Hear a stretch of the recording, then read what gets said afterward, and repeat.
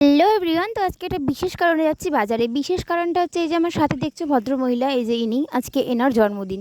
এটা হলো আমার ননদ। তো চলো, ননদের জন্মদিন বলে কথা, কিছু তো একটু করতে হয় না?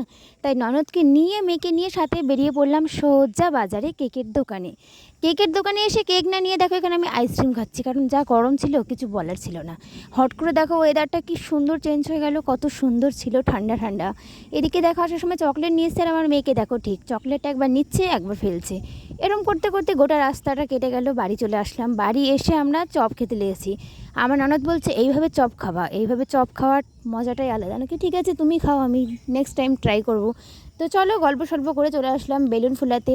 বেলুন ফুলিয়ে ঘরে চলে আসছি। ঘরের অবস্থাটা ঠিক এইরকম ছিল, এত নোংরা ঘর আর এত সুন্দর, কি বলবো, কিছু বলার নেই। এই ঘরে নিশ্চয়ই একটা বার্থডে সেলিব্রেট হয় না।